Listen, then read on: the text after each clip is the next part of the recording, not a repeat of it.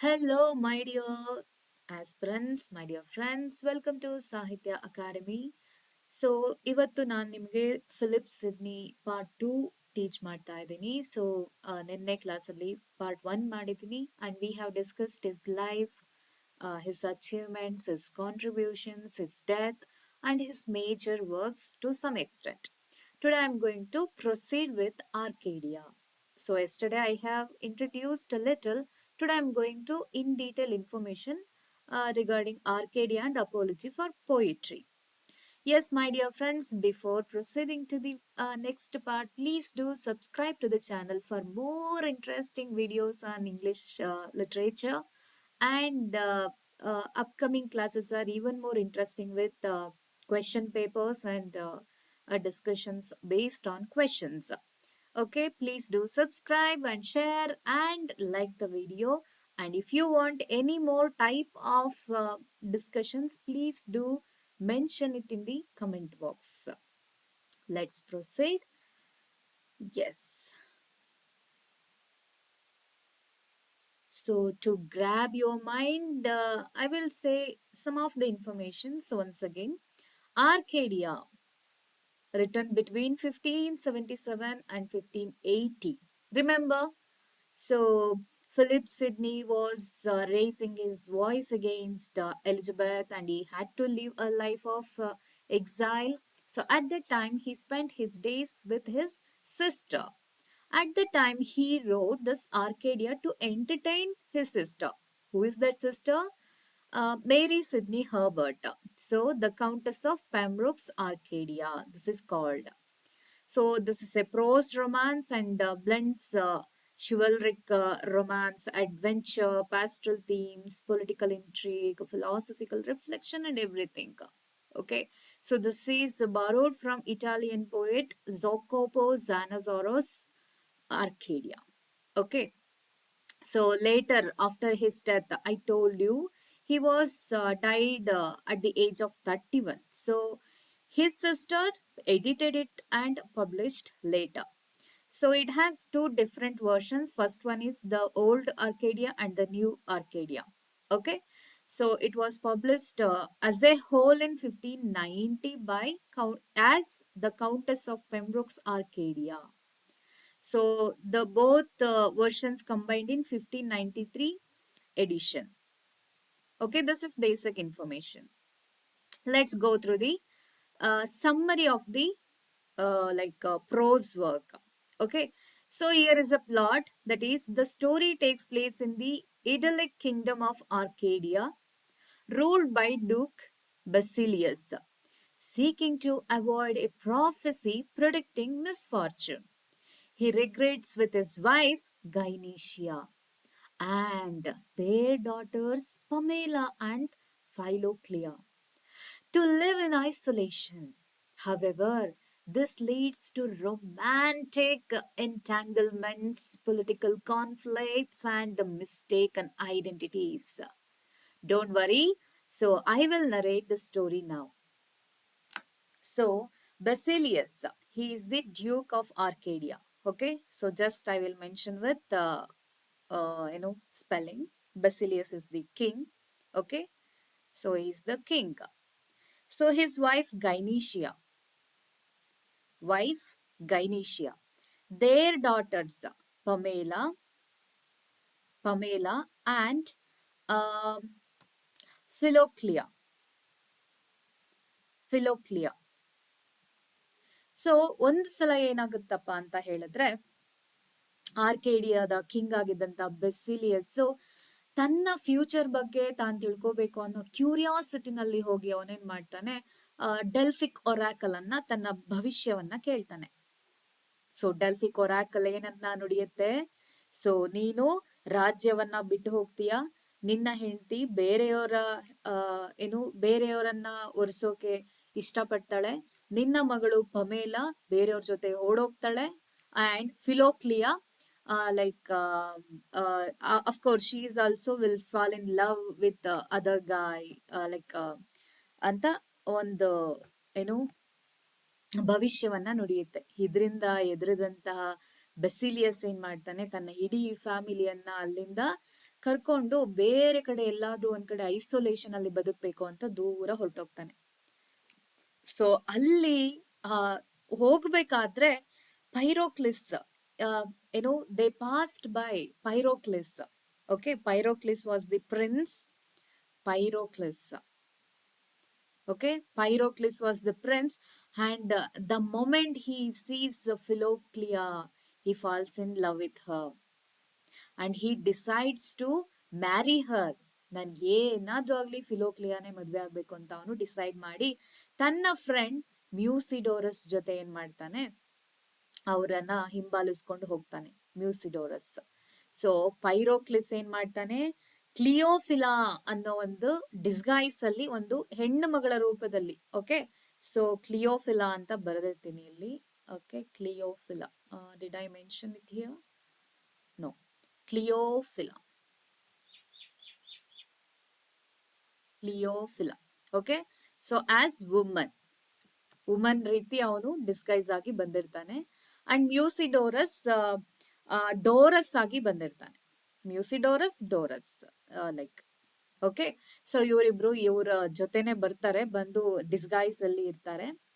So Musidorus, the moment he sees Pamela, he falls in love with Pamela. So ಹೀಗೆ mistaken identities ಈಗ start ಆಗತ್ತೆ. So ಇಲ್ಲೇನಾಗತ್ತೆ, ಒಂದು ಸಲ ಶೆಫರ್ಡ್ ಒಂದು ಮ್ಯೂಸಿಕ್ ಅನ್ನ, ಸಾಂಗ್ ಅನ್ನ ಹಾಡ್ತಾ ಇರ್ಬೇಕಾದ್ರೆ ಎಲ್ರು ಕೂತು ಕೇಳಿಸ್ಕೊತಾ ಇರ್ತಾರೆ. ಅದೇ ಸಮಯದಲ್ಲಿ ಏನಾಗತ್ತೆ, ಒಂದು ಸಿಂಹ ಬಂದ್ಬಿಡತ್ತೆ. ಸಿಂಹವನ್ನ ಡೋರಸ್ ತುಂಬಾ ಧೈರ್ಯದಿಂದ ಸಾಯಿಸ್ತಾನೆ. ಆದ್ರೆ ಇಲ್ಲಿ ಪಮೇಲಾಗೆ ಡೋರಸ್ ಮೇಲೆ ಯಾವುದೇ ರೀತಿ ಲವ್ ಆಗಲ್ಲ. ಆದ್ರೆ ಮ್ಯೂಸಿಡೋರಸ್ಗೆ ಪಮೇಲಾ ಮೇಲೆ ಲವ್ ಇನ್ನ ಜಾಸ್ತಿ ಆಗತ್ತೆ. At the time Gynecia came to know Cleophila is a man, so she falls in love with what to say, Pyrocles. Before that, Basilius already fell in love with Cleophila, who is Pyrocles in real. Okay, mistaken identity started. Pyrocles as Cleophila. Cleophila na love ಮಾಡ್ತಿರೋದು ಯಾರು, ಬೆಸಿಲಿಯಸ್. And ಗೈನೀಶಿಯಾ ಏನ್ ಮಾಡಿದಾಳೆ ಇವಾಗ, ಕ್ಲಿಯೋಫಿಲಾ ಹುಡುಗಿ ಅಲ್ಲ ಹುಡುಗ ಅಂತ ತಿಳ್ಕೊಂಡು ಅವನ ಜೊತೆ ಲವ್ ಅಲ್ಲಿ ಬಿದ್ದೋಗಿರ್ತಾಳೆ. But Pyrocles is in love with Philoclea, ಅವ್ರ ಮಗಳು. ಇಲ್ಲಿ ಮ್ಯೂಸಿಡೋರಸ್ ಪಮೇಲಾನ ಇಷ್ಟಪಟ್ಟಿರ್ತಾನೆ. And after some time Pamela comes to know he is the prince and she also falls in love with Musidorus. ಅಯ್ಯೋ, now Gynecia wants to sleep with Pyrocles. Basilius wants to sleep with Cleophila. At the same time, Musidorus reveals to Pyrocles that I want to elope with Pamela. They arranged that. So ಆ ರಾತ್ರಿ ಬರುತ್ತೆ, ನಾನು Cleophila ಜೊತೆ ಮಲ್ಗಬೇಕು ಅಂತ Basilius arrange ಮಾಡಿರ್ತಾನೆ. So at the time Gynecia ಹೇಗಾದ್ರೂ ಮಾಡಿ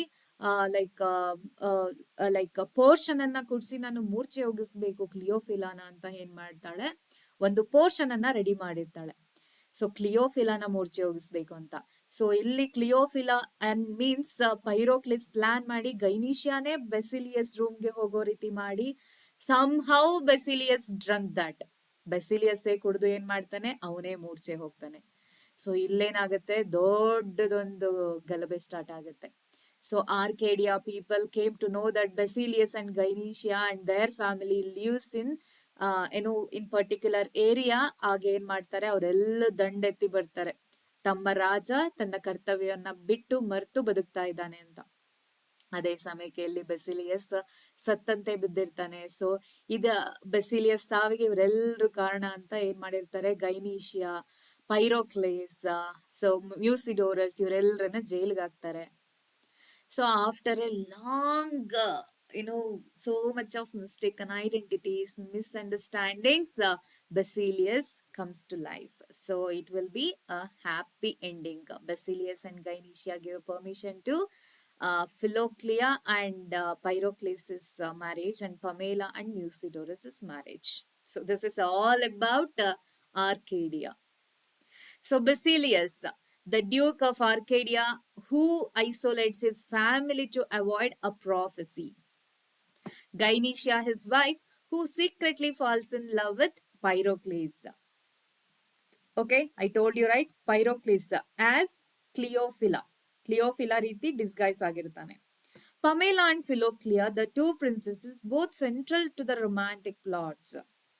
Pyrocles, a prince disguised as an Amazon warrior named Zelman.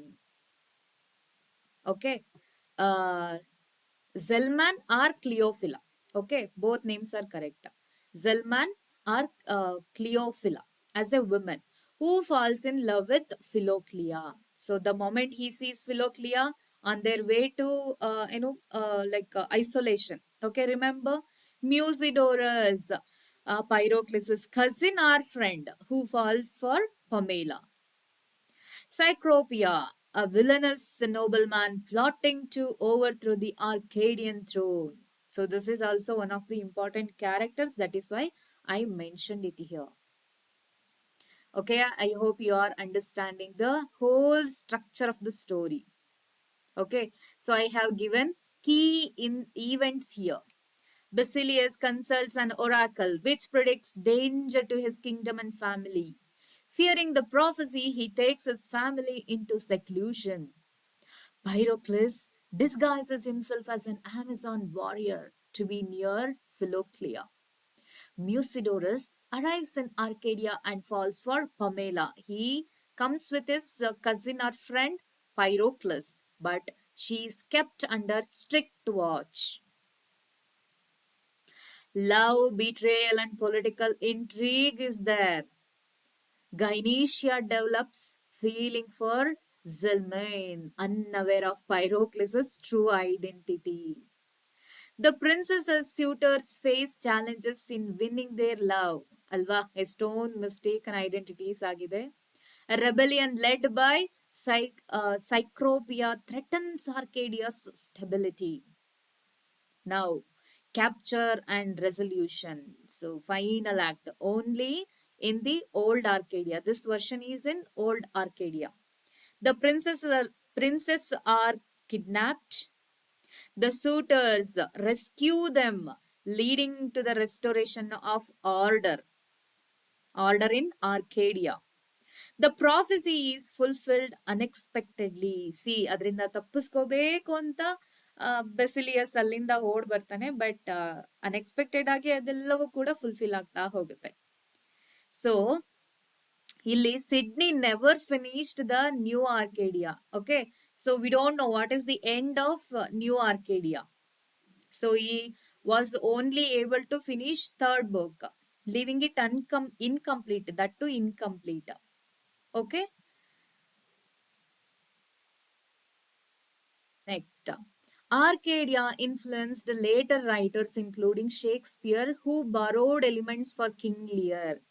Okay, King Lear borrowed the character called, what to say, Paphlagonian king for his Gloucester. Okay, this is from New Arcadia. New ಆರ್ಕೇಡಿಯಾದಲ್ಲಿ ಮತ್ತೊಂದು character include ಆಗಿರುತ್ತೆ, that is called Paphlagonian king. So ತನ್ನ ಸಬ್ plot ಬರುತ್ತಲ್ಲ, ಆ ಸಬ್ plot ಅಲ್ಲಿ ಬರುವಂತಹ ಗ್ಲೊಸೆಸ್ಟರ್ ಕ್ಯಾರೆಕ್ಟರ್ಗೆ ಇಲ್ಲಿಂದ ಬಾರೋ ಮಾಡಿರುವಂತದ್ದು. ಓಕೆ, ಅಂಡ್ 12th ನೈಟ್ಗೂ ಕೂಡ Shakespeare borrowed from Arcadia. Then Richardson adopted this name for his Pamela. Pamela Basilius' daughter, isn't it? So ಆ ನೇಮ್ ಅನ್ನೇ ರಿಚರ್ಡ್ಸನ್ ಏನ್ ಮಾಡಿದ್ದಾರೆ, ತನ್ನ ನಾವೆಲ್ಗೆ ಅಡಾಪ್ಟ್ ಮಾಡ್ಕೊಂಡಿದ್ದಾರೆ. So this was the influence, important information. So next is Apology for Poetry or the Defence of Poesy, written around 1580s and published posthumously in 1595. It is the first significant work of literary criticism in English, defending poetry against its critics and emphasizing its importance in society. Okay, this is a reply to the school of abuse. See, during the Elizabethan era, poetry faced so much criticism, particularly from Puritans, because Puritans were against entertainment, jolly life. They wanted to lead a strict and a hard life. So that is why they were against poetry. like Stephen Gossen's. Stephen Gossen was Puritan. So Sydney is Protestant. Gosson is Puritan, who attacked poetry and drama as immoral and corrupting influences in his work. The school of abuse, very important. Please note down. 1579 ಅಲ್ಲಿ ಸಿಡ್ನಿಯಲ್ಲಿದ್ದ ತನ್ನ sister ಮನೆಯಲ್ಲಿ ಇದ್ದ ಅಲ್ವಾ Sidney wrote the Defence of Poesy as a response arguing for the moral and intellectual value of poetry. The word apology here means defense. Apology ಅಂತ ಹೇಳಿದ್ರೆ ಇಲ್ಲಿ ಕ್ಷಮೆ ಕೇಳೋದು ಅಂತ ಅಲ್ಲ, ಡಿಫೆನ್ಸ್ ಅಂತ ಅರ್ಥ. Not an expression of regret. It is divided into 5 divisions. Here I have given a short brief view on this work. Okay, so in separate class I will discuss this in detail. So ಏನೇನನ್ನ ಇಲ್ಲಿ discuss ಮಾಡ್ತಾ ಹೋಗ್ತಾರೆ ನೋಡೋಣ. The noble purpose of poetry. He discusses about the noble purpose of poetry. Sidney defines poetry as an art that teaches and delights. It is very important. That teaches and delights. Means, educate ಕೂಡ ಮಾಡುತ್ತೆ, ಜೊತೆಗೆ ಸಂತೋಷನೂ ಕೂಡ ಕೊಡುತ್ತೆ. He argues that poetry has a higher purpose than simple entertainment. It doesn't only entertain you, it has higher purpose. It instructs by imparting moral lessons. It will educate you. It will educate you through moral lessons. It delights by engaging the imagination, creativity. It inspires virtue, unlike history, which only presents facts, or philosophy, which is too abstract. Poetry as the oldest and most universal art. So he brings all the classical writings here as an example. Sidney states that poetry is older than history and philosophy. He points to ancient Greek and Roman poets like Homer, Virgil, who shaped their cultures. They are as poets. They shaped their culture. They called poets as makars. Biblical poetry like the Psalms of David, as evident of poetry's divine inspiration, as moral lesson here. Poetry is present in all civilizations, proving its universal appeal. It is present everywhere, as he is arguing. The superiority of poetry over history and philosophy. How Sidney compares poetry with history and philosophy. Argues that poetry is the most effective way to teach and inspire rather than history and philosophy. History tells what happened, but it cannot provide moral lessons or create ideal examples of virtue. Isn't it? Philosophy teaches virtue, of course, in an abstract way, but it lacks emotional appeal. We can't feel subjective with philosophy. Poetry combines both. It creates ideal figures, heroes, tragic figures. Through that, we connect ourselves through characters, emotional bonding. It gives emotional appeal. So at the end of the day, we will realize our drawbacks or whatever that both instruct and move the audience emotionally.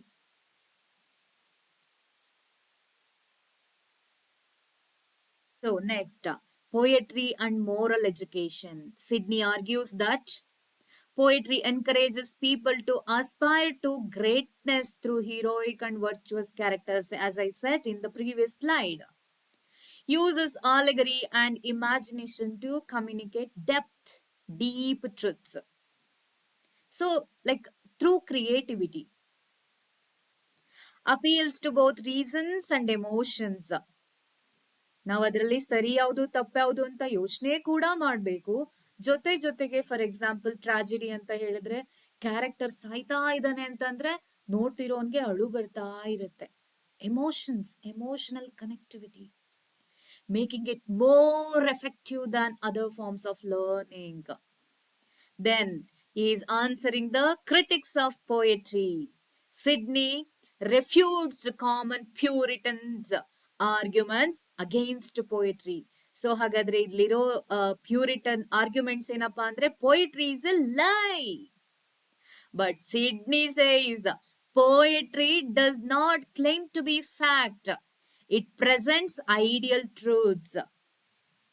So poetry, creativity, imagination ಇಂದ ಬರೀ ಸುಳ್ಳು ಹೇಳುತ್ತೆ ಅಂತ Puritans ಹೇಳಿದ್ರೆ, Sidney ಹೇಳ್ತಾನೆ it is a kind of ideal truth.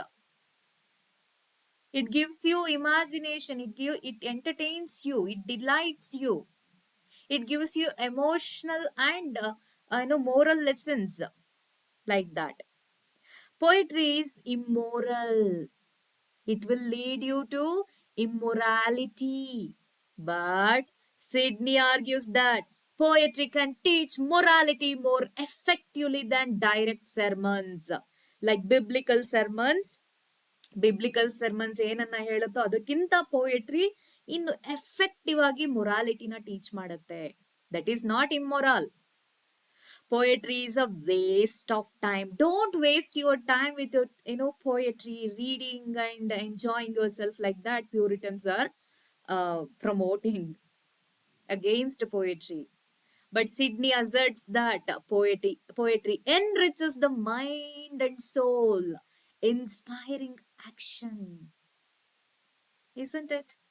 That is why every day we are reading literature to elevate ourselves emotionally. Sidney's definition of the poet and poetry. Let's see. Sidney elevates poets above historians and philosophers, calling them makars. From the Greek word poetes, meaning to make. So makar anta helidre illi poets anta artha. Creators of ideal worlds rather than more recorders of reality. Recorders of reality is what? History.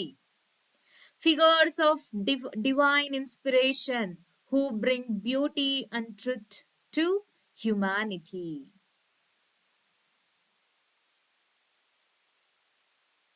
So definition of poetry. Poetry is an art of imitation, he says. Important. Poetry is speaking picture and its end is to teach and delight. So these are very important points. So I have quote here, one important quotation. Please do more search on defense of poetry or apology for poetry. Okay, this is published in 1595 posthumously. Okay, written around 1580s. Not exactly, we don't know exactly, but it is published in 1595. Apology for poetry. So, the poet, he nothing affirms and therefore never lieth. For the poet, he cometh to you with words set in delightful proportion, either accompanied with or prepared for the sweet enchanting skill of music, and with a tale forsooth, he cometh unto you. So this is what according to this is what poetry according to Sidney. Yes, my dear friends, please do watch to the full. Okay, do more research on your own on each and every topic, and of course you will enjoy it. You will gain information as well as. Yes, ಹಾಗಾದ್ರೆ ಇವತ್ತಿನ ಕ್ಲಾಸನ್ನ ಇಲ್ಲಿಗೆ ಮುಗಿಸ್ತಾ ಇದ್ದೀನಿ. Thank you for watching. ಎಲ್ಲೂ ಕೂಡ skip ಮಾಡದೆ ವಿಡಿಯೋನ ಪೂರ್ತಿಯಾಗಿ ವಾಚ್ ಮಾಡೋಕೆ ಟ್ರೈ ಮಾಡಿ, so that you can elaborately enhance your knowledge.